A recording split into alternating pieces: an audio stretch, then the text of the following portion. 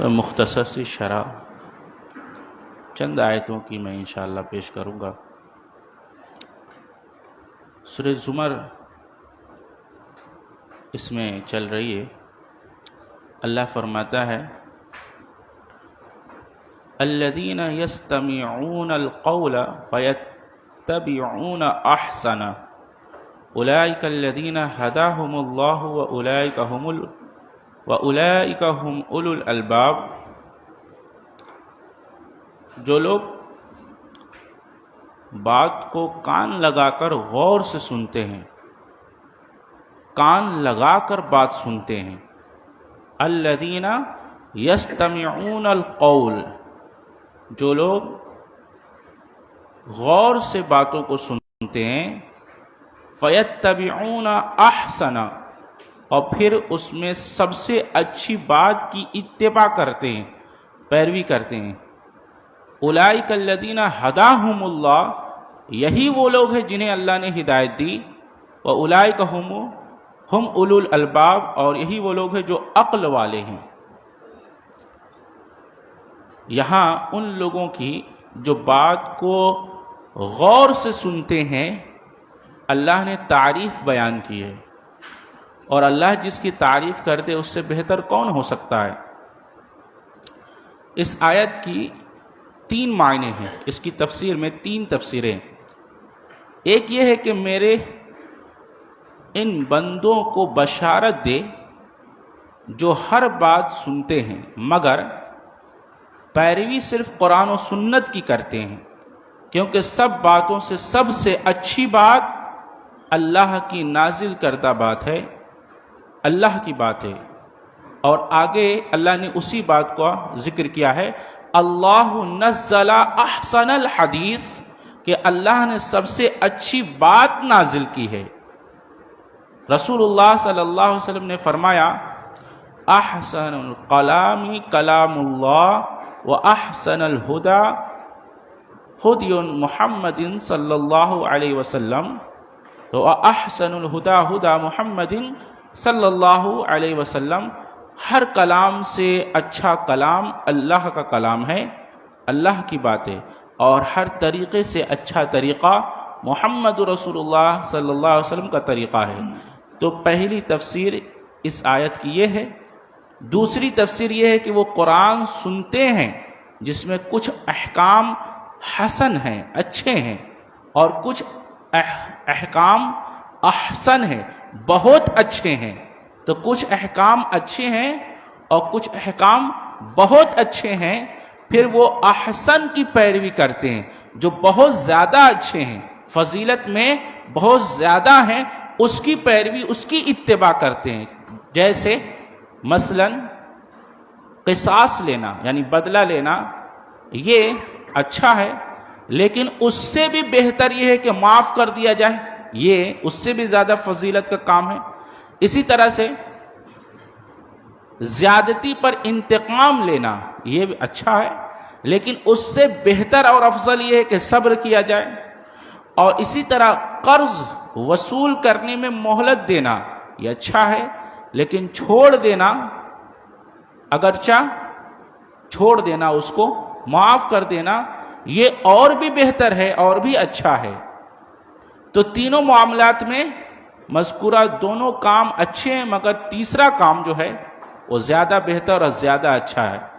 کہ تیسری تفسیر اب اس کے بعد یہ ہے کہ اچھی اور بری سب باتیں سنتے ہیں مگر کرتے وہی ہیں یا وہی کام کرتے ہیں جو سب سے اچھا ہو۔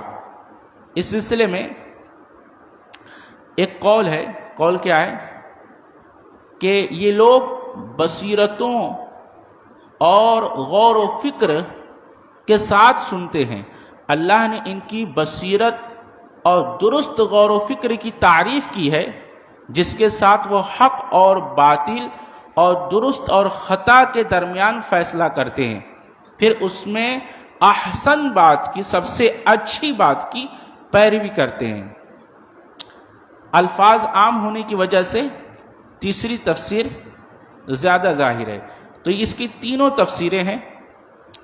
اس کے بعد آگے اس میں کہا گیا اولئک الذین ہداہم اللہ، یعنی ہر قسم کے اقوال سن کر سب سے اچھی بات کی جستجو کر کے اس پر عمل کرنے والوں ہی کو اللہ رب العالمین نے وہ لوگ قرار دیا ہے جنہیں اس نے ہدایت دی. کہا یہی وہ لوگ ہیں، اولئک الذین ھداھم اللہ، یہی وہ لوگ ہیں جنہیں اللہ نے ہدایت دی ہے. اور پھر کہا یہی وہ لوگ ہیں جو عقل والے ہیں. پھر اس کے بعد اس آیت سے تقلید جو عمل ہے اس کی واضح تردید ہو رہی ہے. کیسے؟ تقلید کا معنی کیا ہے؟ اخذ قول الغیر بلا دلیل، یعنی اللہ اس کے رسول کے غیر کی بات بلا دلیل لے لینا. اللہ اس کے رسول کے غیر کی بات، یعنی اللہ اس کے رسول کے علاوہ کسی غیر کی بات کو بلا دلیل مان لینا، یہ کیا ہے؟ تقلید ہے. تو مقلد اپنے بنائے ہوئے پیشوا امام کے علاوہ اول تو کسی کی بات سنتا ہی نہیں ہے، اور اگر سن بھی لے تو اپنے پیشوا اور اپنے امام کی بات پر جمع رہتا ہے. دوسری بات، خواہ قرآن مجید کی آیت ہو یا رسول اللہ صلی اللہ علیہ وسلم کی حدیث ہو، اور چاہے وہ کتنی اچھی بات کیوں نہ ہو، نہ سمجھنے کی کوشش کرتا ہے اور نہ ماننے کی کوشش کرتا ہے. جبکہ مومن ہر بات غور سے سن کر اس کے حسن و قبیح کی جانچ پڑتال کرتا ہے اور احسن پر عمل کرتا ہے. تو جہنم میں جانے والے تمنا کریں گے، کیا کہیں گے؟ اے کاش کہ وہ دنیا میں سنتے یا سمجھتے ہوتے. مگر اس وقت جب ان کی تمنا پوری ہونے کی کوئی صورت نہیں دکھے گی تو فرمایا وَقَالُوا لَوْ كُنَّا نَسْمَعُ أَوْ نَعْقِلُ مَا كُنَّا فِي أَصْحَابِ السَّعِيرِ، کہیں گے کہ اگر ہم سنتے ہوتے یا سمجھتے ہوتے تو آج ہم بھڑکتی ہوئی آگ میں نہ داخل ہوتے. تو آپ بڑے سعادت مند ہیں، آپ بڑے بابرکت ہیں جو اللہ کے کلام کو سن رہے ہیں، وہ بھی وہ کلام جو احسن ہے. تو اس کے سننے والے کون ہوئے؟ وہ بھی لوگوں میں سب سے احسن ہوئے. جو اللہ کے احسن کلام کو سنتا ہے وہ لوگوں میں بھی سب سے احسن ہیں. تو آپ بڑے مبارک اور سعادت مند ہیں جو اللہ نے سب سے اچھی بات نازل کی ہے، آپ اس سب سے اچھی بات کو سن رہے ہیں. اور جہنمی جب جہنم میں جائیں گے تو یہی تمنا کریں گے، اے کاش کہ ہم سن لیتے، اے کاش کہ ہم کیا کرتے؟ بولیے، کہ سن لیتے. اگر سن لیتے تو کیا ہو جاتا؟ ہم سمجھتے، ہمیں عقل آ جاتی، اور آج ہم کیا نہیں ہوتے؟ جہنمی نہ ہوتے. تو بتائیے، آپ جو سن رہے ہیں یہ آپ اچھا کر رہے ہیں یا برا کر رہے ہیں؟ اچھا کر رہے ہیں. یقیناً جو لوگ چلے گئے وہ اس سعادت سے محروم ہو گئے. اور آپ کو ایک بات کہوں، یہ گانٹھ باندھ لیجئے، ایک ہے نیکی کرنا اور ایک ہے نیکی کی توفیق ملنا.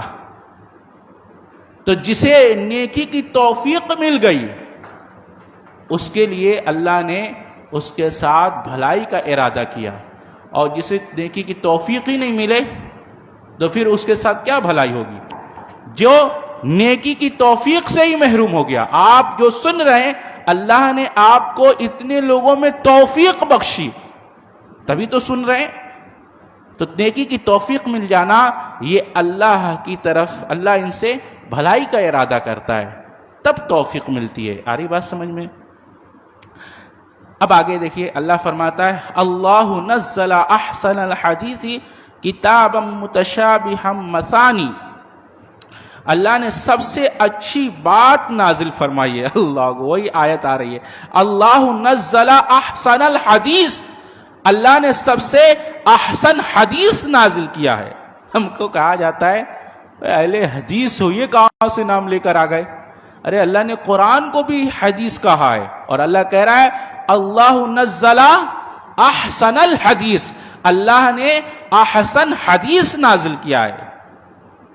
تو ہم حدیث والے ہیں، مطلب قرآن اور سنت والے. تو اللہ نے حدیث نازل کیا. اچھا، اس حدیث کی کوالٹی کیا ہے؟ یہ جو سب سے اچھی بات اللہ نے نازل کی ہے، اس کی کوالٹی کیا ہے؟ اللہ بتاتا ہے کتاب متشابہ مثانی، اللہ فرماتا ہے کہ یہ متشابہ ہے۔ متشابہ مطلب ایک جیسی، یعنی ایک ہی آیت بار بار ایک جیسی جگہ جگہ پر آ رہی ہے۔ اچھا، تو آپس میں ملتی جلتی آیتیں ہیں، ملتی جلتی آیتیں ہیں، اور مثانی بار بار دہرائی جانے والی، کہ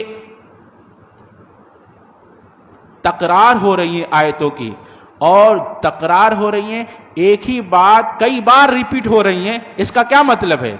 اس کا مطلب یہ ہے کہ جب ایک ہی بات بار بار انسان سنتا ہے تو وہ اس کے دل میں قرار پکڑتی ہے، تو تکرار قرار پکڑاتی ہیں۔ نہیں سمجھ میں آ رہا ہے؟ جب انسان بار بار کسی چیز کو سنتا ہے اور بار بار ریپیٹ ہوتی ہیں تو یہ ریپیٹ ہونا اس کے دل میں اترنے کا سبب ہوتا ہے۔ لہٰذا آپ دیکھیں گے قرآن میں کئی باتیں اور کئی واقعات بار بار ریپیٹ ہوئی ہیں۔ کیوں؟ کیونکہ جب بار بار ریپیٹ ہوتی ہیں تو دل میں قرار پکڑتی ہیں۔ تو مثانی ہے۔ اچھا، تو متشابہ ہے، ملتی جلتی ہیں، اور پھر کیا ہے؟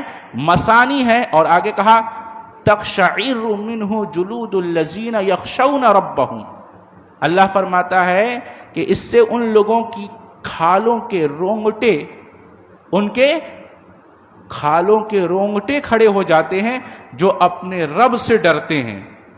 یخشون ربہم، جو اپنے رب سے خوف کھاتے ہیں، ڈرتے ہیں۔ جب وہ احسن الحدیث سنتے ہیں تو کیا ہوتا ہے؟ ان کے رونگٹے کھڑے ہو جاتے ہیں۔ آپ اتنے دن سے سن رہے ہیں، آپ کو احساس ہوا یا نہیں ہوا؟ رونگٹے کھڑے ہوئے یا نہیں ہوئے؟ تو اللہ فرماتا ہے جو اللہ سے ڈرتے ہیں جب وہ اس کلام کو سنتے ہیں تو ان کے رونگٹے کھڑے ہو جاتے ہیں۔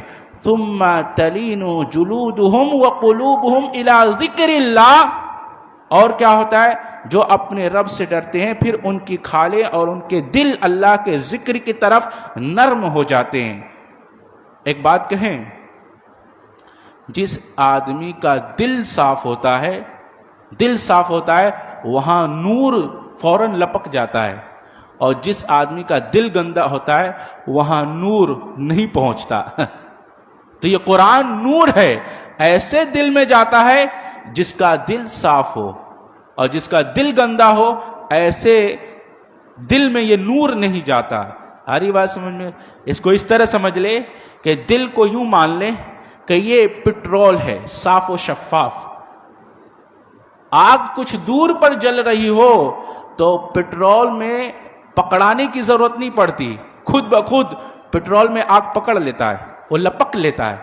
اور اگر یہ تیل ہی گندا ہو، یہ پٹرول کی جگہ اگر کچھ اور ہو، وہ گندا ہو، تو آگ لگاتے رہیے لگاتے رہیے، وہ آگ نہیں پکڑتا۔ سمجھ میں آیا؟ تو دل جس کا صاف ہوتا ہے اللہ کا نور فوراً اس دل کو لپک لیتا ہے۔ تو یخشون ربہم، اور پھر ان کے دل ڈر جاتے ہیں اور ان کے رونگٹے کھڑے ہو جاتے ہیں۔ ذالک ھدی اللہ، یہ اللہ کی ہدایت ہے۔ یہدی بہ من یشاء، تو جس کے ساتھ وہ چاہتا ہے اس راہ پر لے آتا ہے۔ میں نے کہا نا ابھی کہ آپ جو سن رہے ہیں یہ اللہ کی توفیق سے ہے کہ اللہ نے آپ کو توفیق دیکھی، وہی بات آ گئی۔ ذالک ھدی اللہ، یہ اللہ کی ہدایت ہے۔ تو یہدی بہ من یشاء، اللہ جسے چاہتا ہے اس ہدایت پہ چلا دیتا ہے۔ اس ہدایت پہ آپ سن رہے ہیں اللہ کی ہدایت کو۔ تو وَمَن يُضْلِلِ اللَّهُ فَمَا لَهُ مِنْ ہَادٍ، اور جسے اللہ گمراہ کر دے تو اسے کوئی راہ پر نہیں لا سکتا۔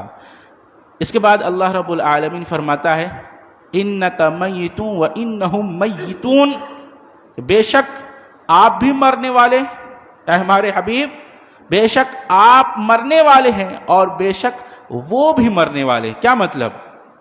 یعنی اگر یہ نہیں مانتے تو نہ مانے، ہمیشہ نہ آپ کو رہنا ہے نہ یقیناً ان کو رہنا ہے، یقیناً وہ بھی مرنے والے ہیں اور آپ بھی۔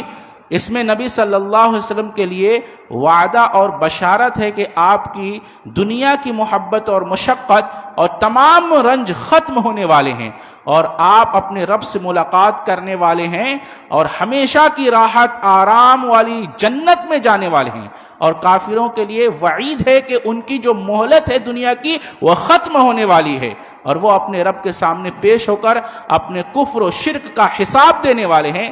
اس کے علاوہ اس میں رسول اللہ صلی اللہ علیہ وسلم اور تمام مسلمانوں کو ان کی موت یاد دلا کر اس کی تیاری کی یاد دہانی بھی دی جا رہی ہے کہ دیکھو یہ اس دنیا میں جی رہے ہو، کوئی گارنٹی نہیں ہے کب تمہیں موت آ جائے، کب اللہ کی طرف سے بلاوا جائے، تو اس سے پہلے کہ تم میں موت آ دبوچے اس کی تیاری کر لو۔ اس کے بعد اس آیت میں اللہ تعالیٰ نے اطلاع دی ہے، کہا ہے رسول اللہ صلی اللہ علیہ وسلم فوت ہو جائیں گے، یہ بھی مر جائیں گے تاکہ آپ کی موت کے بعد لوگوں میں یہ اختلاف واقع نہ ہو اور وہ آپ کی پرستش اور عبادت نہ کرنے لگے، جیسا کہ پہلی امتوں میں اپنے انبیاء کی وفات کے بعد اختلاف واقع ہوا اور لوگوں نے اپنے انبیاء کی عبادت کرنے لگے، ان کی قبروں کو عبادت گاہ بنا لیا۔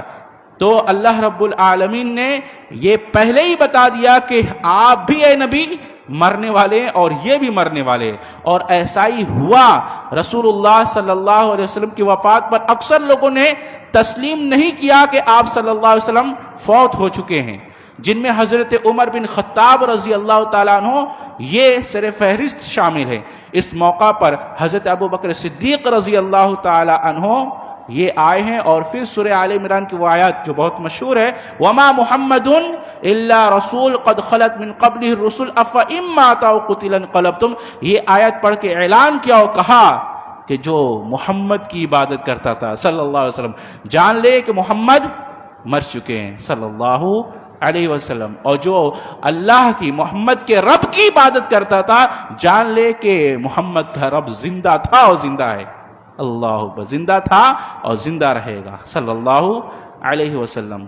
تو جب یہ آیت پڑھی گئی پھر تمام کے تمام صحابہ نے اپنے موقف سے رجوع کیا، خود حضرت عمر رضی اللہ تعالیٰ عنہ نے اس سے اتفاق کیا، اسی لیے انہوں نے آپ صلی اللہ علیہ وسلم کو غسل دیا، آپ کو کفن پہنائے اور آپ کی نماز جنازہ پڑھی گئی۔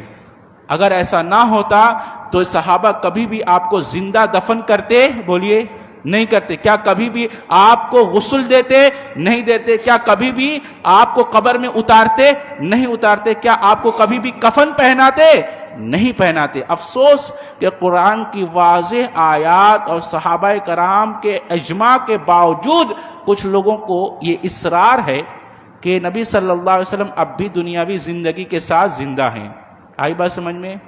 تو یہ ان کا عقیدہ بالکل باطل عقیدہ ہے اور یہ قرآن، سنت اور صحابہ کے اجماع کے خلاف ہے۔ کیا صحابہ کرام رضی اللہ تعالی اجمعین سے بہتر کوئی اس چیز کو جاننے اور سمجھنے والا تھا؟ بالکل نہیں تھا۔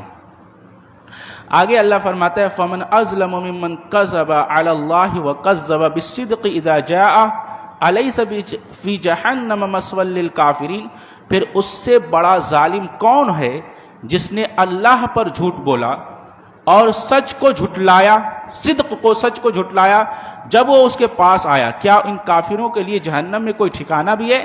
یعنی یہاں دو لوگوں کا ذکر کیا جا رہا ہے۔ کیا کہا جا رہا ہے؟ ایک تو وہ تھے جن لوگوں نے اللہ کا انکار کیا، اس کو جھٹلایا، اور پھر اللہ نے اپنے رسول پر جو نازل کیا اس کی بھی تکذیب کی۔ تو دونوں باتیں ہیں۔ تو اللہ پر جھوٹ باندھا، اس کا کیا مطلب ہے؟ اللہ پر جھوٹ باندھا اس سے مطلب یہ ہے کہ انہوں نے اللہ کے علاوہ جن کو اپنا معبود بنا رکھا تھا ان لوگوں کے لیے یہ عقیدہ اور یہ فکر انہوں نے اپنے اندر گڑھ رکھا تھا کہ یہ اللہ کے یہاں بڑے پہنچے ہوئے ہیں، یہ مقرب ہے اللہ کے، یہ اللہ کے قریبی ہیں، اور یہ اللہ کے یہاں اختیارات رکھتے ہیں، جو بھی ہم ان سے دعا کرے اللہ کے یہاں یہ سفارش کر کے ہماری دعا قبول کروا لیتے ہیں، اور یہ اللہ کے ہمارے سفارشی ہیں۔ تو یہ جو عقیدہ تھا ان لوگوں نے گڑھ رکھا تھا، لہٰذا اس پر اللہ نے کوئی آیت نہیں نازل کی، کوئی دلیل نہیں نازل کی، ان لوگوں نے خود ہی یہ گڑھ رکھا تھا۔ تو یہ اللہ پر افطرا، اللہ پر جھوٹ ہے جو انہوں نے گڑھ رکھا تھا۔ اور کیا گڑھ رکھا تھا؟ یہ عیسیٰ علیہ السلام نعوذ باللہ اللہ کے بیٹے ہیں، یہ عقیدہ گڑھ رکھا تھا۔ یہ اولیاء اللہ کے سفارشی ہیں، یہ عقیدہ گڑھ رکھا تھا۔ تو یہ سب وہ کام تھے جو ان لوگوں نے خود گڑھ رکھا تھا، یہ جھوٹ اور افترا ہے۔ اور دوسری بات، جو ان کی طرف بھیجا گیا اس صدق کا ان لوگوں نے انکار کیا۔ صدق سے مراد کیا ہے؟ اللہ کی کتاب، وحی اور نبی صلی اللہ علیہ وسلم کا فرمان، یہ صدق تھا، یہ سچائی تھی جس کا ان لوگوں نے انکار کیا تھا۔ الیس فی جہنم مثوی للکافرین، اللہ نے فرمایا کیا ان کافروں کے لیے جہنم میں کوئی ٹھکانہ نہیں؟ یعنی کہ ان کا ٹھکانہ صرف جہنم میں ہی ہے۔ اس کے بعد ایک بہت ہی لاجواب آیت آ رہی ہے، بہت سنجیدگی کے ساتھ سنیے تو میں بیان کروں۔ کیا ہے؟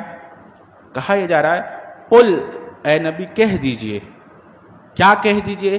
یا عبادی، اے میرے بندو۔ اللہ اکبر، ارے اللہ رب العالمین اس طرح یہ جو انداز ہے، قربان جائیے، یا عبادی، اے میرے بندو۔ اچھا، یہ جو ندا ہے، اس ندا کو سمجھیے، آپ کا بیٹا ہے، ٹھیک ہے، اور آپ کا بیٹا کوئی غلطی کر کے آیا ہوا ہے اور چھپا ہوا ہے، آپ کہیں جا رہے ہیں اور آپ نے دیکھ لیا، تو اب وہ ڈر رہا ہے کہ اب ہماری پوچھ ہم سے سوالات ہونے ہیں کیونکہ ہم نے غلطی کی ہے۔ لیکن باپ اس کے اس ڈر کو دیکھ کر رحم کھاتا ہے اور کیا کہتا ہے؟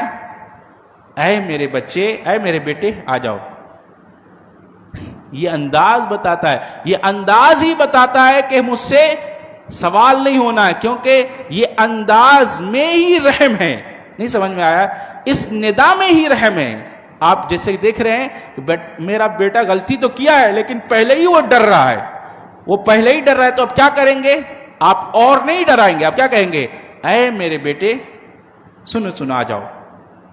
تو یہاں وہی بات کہی جا رہی ہے، قل، اے نبی کہہ دیجئے۔ تو یہاں ایک مفسر کہتے ہیں کہ ایک تو اللہ ارحم الراحمین ہے اور اپنے رسول سے کہلوا رہا ہے جو رحمت للعالمین ہے۔ نہیں سمجھ میں آ رہا ہے؟ تو نبی اللہ رب العالمین ارحم الراحمین ہے اور نبی رحمت للعالمین ہے۔ تو ارحم الراحمین رحمت للعالمین سے کہہ رہا آپ کہہ دیجئے، کن کو کہہ دیجئے؟ یا عبادی، میرے بندوں سے، کہ اے میرے بندو۔ اچھا، اس کے بعد کہا جا رہا عبادی الذین اسرفوا علی انفسہم، کہ اپنی جانوں پر جن لوگوں نے زیادتیاں کر لی ہیں، ظلم کر لیا ہے، لا تقنطوا من رحمت اللہ، کہ تم اللہ کی رحمت سے مایوس نہ ہو، ان اللہ یغفر الذنوب جمیعا، کہ یقیناً اللہ رب العالمین تمام گناہوں کو بخش دیتا ہے، انہ هو الغفور الرحیم، یقیناً وہ غفور اور رحیم ہے، بخشنے والا اور رحم کرنے والا ہے۔ اللہ اکبر، کتنی زیادتیاں ہیں۔ اچھا، کہا جا رہا ہے اسرفو کس کو کہتے ہیں؟ اسراف کہتے ہیں کہ حد سے تجاوز کر جانا، جیسے ہر وہ گناہ کر لیا، ہر ریڈ لائن کراس کر دیا، اللہ نے جن جن چیزوں سے منع کیا تھا سب وہ کام کر لیا، ایسے گناہگار کو اللہ پکار رہا ہے یا عبادی، اے میرے بندے۔ اللہ اکبر، کتنی بڑی بات ہے، کتنا وہ رحیم ہے۔ اے میرے بندو، لا تقنطوا من رحمت، اچھا تقنطوا، تأسو یاس کہتے ہیں بالکل مایوس ہو گیا، تقنطوا کہتے ہیں کہ بالکل بھی مایوس نہ ہو، ذرہ برابر بھی مایوس نہ ہو، تو لا تقنطوا، تو مایوس نہ ہو، من رحمت اللہ، اللہ کی رحمت سے۔ اچھا، من رحمتی بھی کہا جا سکتا تھا کہ میری رحمت سے مایوس نہ ہو، لیکن یہاں کہا گیا رحمت اللہ، اللہ کی رحمت سے۔ کیوں؟ اس لیے کہ اللہ، یہ اللہ کی تمام صفات میں، تمام ناموں میں سب سے جامع نام ہے، سب کو تمام صفات کا جمع یہ نام اللہ ہے۔ تو اللہ نے یہاں اپنے خاص نام جو اس کا ہے وہ ذکر فرمایا کہ اللہ کی رحمت سے مایوس نہ ہو، رحمت اللہ۔ اچھا پھر کہا گیا ان اللہ، یقیناً اللہ، یہاں پھر دوبارہ اللہ کی صفت کو ذکر کیا گیا، ان اللہ یغفر الذنوب، یہاں ذنب نہیں، ذنب مطلب گناہ، اور اس کی جمع ہے ذنوب، تو اللہ کہہ رہا ہے کہ ایک گناہ نہیں، ذنوب، سارے گناہ، ذنوب، اور کہا گیا جمیعہ۔ اچھا یہ سارے گناہ میں کوئی ایسے گناہ ہوں گے جو استثناء ہیں، کچھ ایسے ہوں گے جو بچے ہوں گے، کہا گیا نہیں، جمیعہ، ساروں میں ہر ایک گناہ جو بھی تم نے کیا ہے، جمیعہ، سب کو ہم معاف کر دینے والے ہیں۔ اللہ اکبر، اللہ کی رحمت سے مایوس نہ ہو کہ ہم سارے گناہ بخش دینے والے۔ اچھا ایسا کیوں ہے کہ اللہ کی رحمت سے مایوسی کفر ہے؟ ایسا کیوں ہے؟ آپ جانتے ہیں کہ اللہ کی رحمت سے مایوسی کفر ہے، ایسا کیوں ہے؟ اس لیے ہے کہ جو شخص اللہ کی رحمت سے مایوس ہوتا ہے گویا یہ عقیدہ رکھتا ہے کہ اللہ اس بات پر قادر نہیں ہے، طاقت نہیں رکھتا ہے کہ میری گناہ بخش دے۔ اللہ اکبر، گویا وہ یہ عقیدہ رکھتا ہے، یہ سوچ رکھتا ہے کہ اللہ اس بات پر قادر نہیں ہے، قدرت نہیں رکھتا، طاقت نہیں رکھتا کہ میرے سارے گناہ بخش دے۔ اللہ تو اتنا قدرت رکھتا ہے کہ آپ اور ہم زمین بھر کے، آسمان بھر کے گناہ لے جائیں اور بس ندامت کے اور توبہ کے ایک آنسو بہا دے تو یہ آنسو ہمارے سارے گناہ کو دھل دینے کے لیے کافی ہیں۔ اللہ اکبر، یہ بتایا جا رہا ہے، اس لیے یہاں کہا جا رہا ہے کہ لا تقنطوا من رحمت اللہ، اللہ کی رحمت سے مایوس نہ ہو، وہ اس بات پہ قادر ہے، قدرت رکھتا ہے کہ تیرے سارے گناہ چھوٹے اور بڑے جو بھی تو نے کیے، یہاں تک کہ اکبر سب سے بڑے گناہ شرک بھی کیے ہیں تو بھی اللہ معاف کر دے گا۔ یہ آیت کیوں نازل ہوئی ہے؟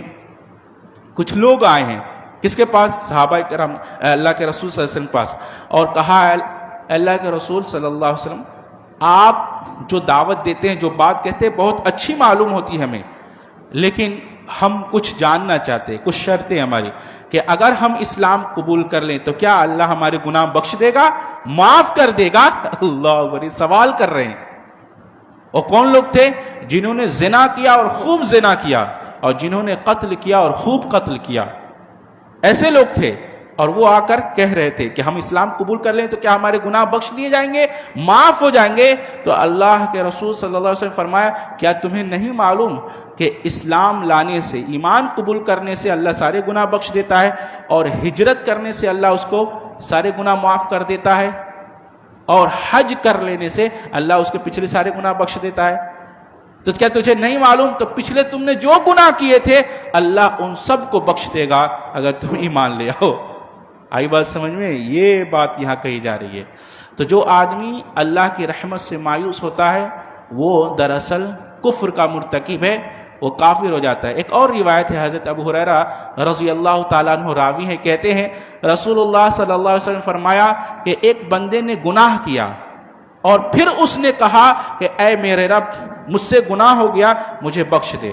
تو اللہ تعالیٰ نے فرمایا میرے بندے نے ایک گناہ کیا پھر جان لیا کہ اس کا ایک رب ہے جو گناہ بخشتا اور معاف کرتا ہے اور گناہوں پر پکڑتا ہے، پھر اس نے دوبارہ گناہ کیا اور کہا اے میرے رب مجھے میرا گناہ بخش دے، تو اللہ تبارک تعالیٰ نے فرمایا کہ میرے بندے نے ایک گناہ کیا اور پھر جان لیا کہ اس کا ایک رب ہے جو گناہ بخشتا ہے اور گناہ پر پکڑتا ہے، پھر ایک بار اور اس نے گناہ کیا اور کہا اے میرے رب مجھے میرا گناہ بخش دے، تو اللہ تبارک تعالیٰ نے فرمایا میرے بندے نے گناہ کیا پھر جان لیا کہ اس کا ایک رب ہے جو گناہ بخشتا ہے اور گناہ پر پکڑتا ہے، تو میرے بندے نے جو چاہے گا، میرے بندے تو جو چاہے کر میں تجھے بخش دوں گا۔ اللہ اکبر، یہ حدیث ہے اور صحیح مسلم کی روایت ہے، حدیث نمبر 2758 نمبر کی روایت ہے صحیح مسلم میں۔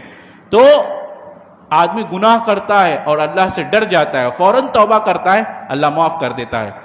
آپ سے گناہ جیسے ہی سرزد ہوں، شرط یہ ہے کہ فوراً اللہ کی طرف رجوع کر جاؤ، فوراً اللہ سے گناہ کی معافی مانگو، معافی طلب کرو، تو اللہ بخش دینے والا ہے، معاف کر دینے والا ہے۔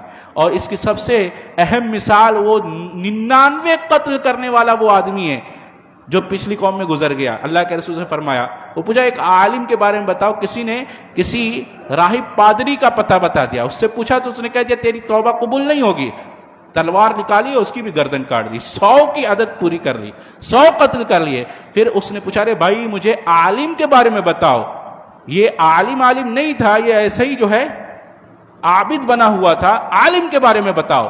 تو عالم کے بارے میں بتایا گیا، اس شخص کے پاس وہ جا ہی رہا تھا تو اس نے کہا کہ تیری توبہ اور تیرے درمیان کون ہے جو حائل ہو جائے، یعنی کہ تیری توبہ اللہ قبول کرے گا۔ ایک کام کرنا ہے، تو اپنی بستی چھوڑ کر نیک لوگوں کی بستی میں چلا جا۔ اللہ نے اس کی توبہ قبول کی، راستے میں اس کا انتقال ہوا، فرشتے آ گئے، یہاں تک کہ جس طرف وہ جا رہا تھا تو وہ زمین زیادہ ہو گئی، ایک بالش زیادہ ہو گئی، لہذا فرشتوں نے اس کا روح نکال لیا۔ تو یہ نیک لوگوں میں شامل ہو گیا۔ تو توبہ ایسی ہونی چاہیے کہ اس طرح تڑپ ہونی چاہیے گناہ چھوڑ دینے کی۔ اس کے بعد ہے وَأَنِبُوا إِلَىٰ رَبِّكُمْ وَأَسْلِمُوا لَهُ مِن قَبْلُ، اور اپنے رب کی طرف پلٹ آؤ اور اس کے مطیع ہو جاؤ، فرما بردار بن جاؤ، من قبل ان یاتیکم العذاب ثم لا تنصرون، اس سے پہلے کہ تم پر عذاب آ جائے پھر تمہاری مدد نہ کی جائے۔ کیا معلوم ہوا؟ معلوم یہ ہوا کہ فوراً پلٹ آنا چاہیے اس سے پہلے کہ عذاب آ جائے۔ تو گناہ پر اصرار عذاب کا باعث ہے، اور گناہ کا اقرار، اس پر نادم ہونا، رحمت کا باعث ہے۔ نہیں سمجھ میں آیا؟ گناہ پر اصرار یعنی گناہ پر گناہ کرنا، یہ اللہ کے یہاں عذاب کا باعث ہے، اور گناہوں کے بعد گناہوں کا اقرار، اس پر نادم ہو جانا یعنی توبہ کر لینا، یہ اللہ کی رحمت کا باعث ہے، اللہ کی رحمت کا سبب ہے۔ ایک روایت ہے، حضرت عمرو بن عاص رضی اللہ تعالیٰ عنہ فرماتے ہیں، کہتے ہیں جب اللہ تعالیٰ نے میرے دل میں اسلام ڈالا تو میں نبی صلی اللہ علیہ وسلم کے پاس آیا اور کہا کہ اے اللہ کے رسول اپنا داہنا ہاتھ پھیلائیے تاکہ میں آپ سے بیعت کروں۔ تو آپ صلی اللہ علیہ وسلم نے اپنا ہاتھ ایسے پھیلا دیا، تو کہتے ہیں کہ میں نے اپنا ہاتھ پیچھے کھینچ لیا، ہٹا لیا۔ آپ نے فرمایا کیا بات ہے، تمہیں کیا ہوا؟ تو کہتے ہیں کہ میں نے کہا کہ میں نے یہ ارادہ کیا ہے کہ میں ایک شرط کر لوں۔ آپ نے فرمایا کیسی شرط ہے؟ تو انہوں نے کہا کہ یہ مجھے بخش دیا جائے گا، کیا میرے گناہ معاف ہوں گے؟ تو آپ صلی اللہ علیہ وسلم نے فرمایا کیا تمہیں معلوم نہیں ہوا کہ اسلام ان چیزوں کو گرا دیتا ہے جو اس سے پہلے ہوئی ہوں؟ اسلام ان چیزوں کو مٹا دیتا ہے جو اسلام سے پہلے کیا گیا، اور ہجرت ان چیزوں کو مٹا دیتی ہے جو اس سے پہلے کی گئی، اور حج ان چیزوں کو ختم کر دیتا ہے جو اس سے پہلے کیا گیا۔ تو یہ صحیح روایت ہے، مسلم کی کتاب الایمان کی روایت ہے۔ اس کے بعد اللہ نے دعا کا ذکر کیا ہے، وَقَالَ رَبُّكُمُ ادْعُونِي أَسْتَجِبْ لَكُمْ إِنَّ الَّذِينَ يَسْتَكْبِرُونَ عَنْ عِبَادَتِي سَيَدْخُلُونَ جَهَنَّمَ دَاخِرِينَ۔ 4 باتیں کہی گئی ہیں، غور سے سنیے۔